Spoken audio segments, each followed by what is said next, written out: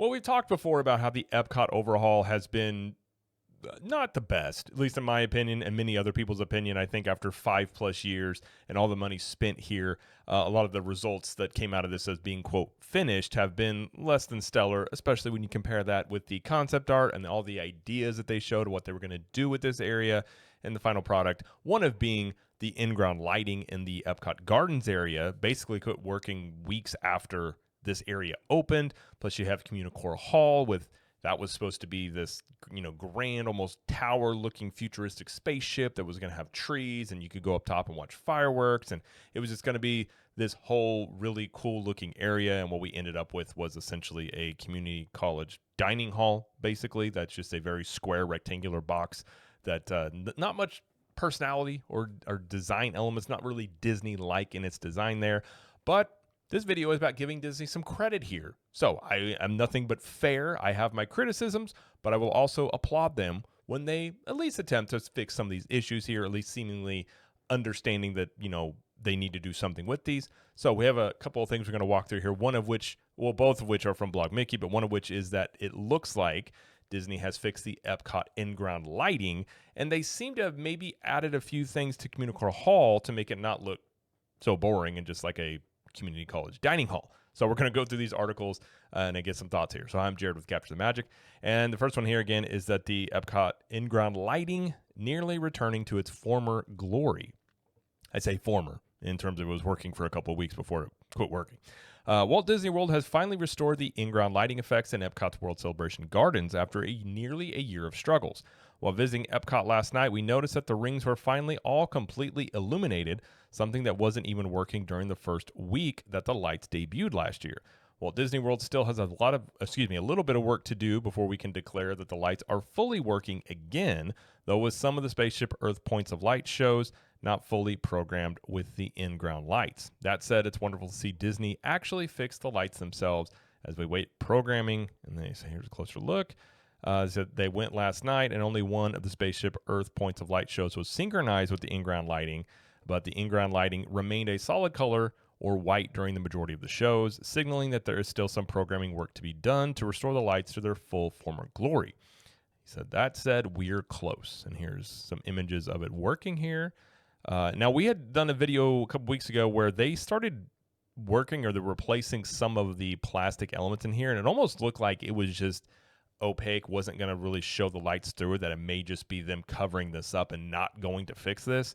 But it seems like whatever they were doing was working toward getting this issue fixed, which I'm glad. I'm very glad that they're doing this. Obviously this calls into a lot of the things about, nobody knows for sure, but some of the rumors were that it wasn't installed correctly to begin with, which caused this problem, because apparently what had happened was maintenance was when they were power washing, as they do basically nightly at the parks, the power washing of it caused, it broke the seal on this and caused the issue. So not sure if it wasn't installed correctly or that this, area was supposed to be cleaned different and it wasn't relayed to maintenance. But either way, it happened shortly after this new area debuted, and it has been working since then, but it seems like they have got it fixed. Hopefully they continue to upgrade it and where it works with Epcot's, points of light shows that they do like that. And it's a cool, this area is simple. Again, I'm not a fan of what they've done with Epcot. I don't like the fact that this has replaced the Fountain of Nations. I think that was much better. And I like the way that Epcot was a symmetrical looking park before. And now that it's not, it kind of bugs me when you see an aerial view of it. But the fact that, this area wasn't working was not a great look. So the fact that they have fixed this, hopefully for good, I will applaud them. That is a good thing. Hopefully that this continues to operate and, do some more cool stuff here. And the lighting stuff with this, it's not, at least I wouldn't assume, not highly, complicated, considering there are many people that do, Christmas decorations that are synced to lights at their houses. So I don't think this is something that is necessarily super complicated. I would assume they can get this done fairly quickly in terms of syncing all that stuff up. And it is a cool effect at night. I will say this area, you've got the Walt statue nearby. It looks cool at night, has a cool visual aspect to it. So I will say it in terms of that, I still don't like it more than what was there. But with this fully working, it does give it a cool lighting effect. Now, the other thing that they did, which we've talked about before, CommuniCore Hall, just being a very bland building, they have added some snowflake lighting and photo ops. So we're going to read through this real quick because I don't understand why they didn't do this right off the bat, as I figured, something on the walls here would at least add something to this building. It says, as Walt Disney World continues to try to figure out how they want to utilize CommuniCore Hall, some new offerings have been added since the 2024 Epcot Festival of the Holidays began last month. As you may know, we're not big fans of CommuniCore Hall, me either, and think that Walt Disney World certainly should aim higher when creating new offerings for guests. You could say that. But recent additions to show the operations are trying to make the best of what Walt Disney Imagineering produced. Here's a look around CommuniCore Hall with the recent changes. So they have the snowflake lighting and photo ops in here. It says throughout the space, the existing lighting has been updated to create a snowflake effect throughout the space. It's not much, but it's something. And at this point, we're willing to accept just about anything that reflects some sort of effort for CommuniCore Hall beyond a snack stand and a merchandise location. I mean, it's true and it's sad at the same time that you're just be like, oh, well, at least they're doing something. It's what Disney used to do is just so far out of the realm of what they do now, where you're just like, well, at least they threw up some projector lights in here, which is better than nothing, I will admit. But, I think that kind of shows you the state of things, kind of where it's at now. The 2 photo ops are also available in CommuniCore Hall celebrating the Festival of the Holidays. They were not staffed by Disney PhotoPass when we visited, and it's unlikely that they will be in the future. That said, some merchandise cast members were happy to help if they weren't already assisting guests. And that looks like that little photo op thing there. And then they got one there of, snow globe with a monorail in there. So there appear to be some lighting improvements to the Balsam Hill Glimmering Grove as well. Notably, the lights were working. Hey, the point of this video, the lights seem to be working better. That's good. I don't know why they weren't working before. So they also have in here this Spaceship Earth. I believe it's made of chocolate in here. You can go check it out. Now, it doesn't take away from the fact that this is a very boring building that a lot of people, most people have been very critical of, and basically just being like, why was this made whenever, what you showed before was this cool looking futuristic spaceship, and you ended up with a very bland building here.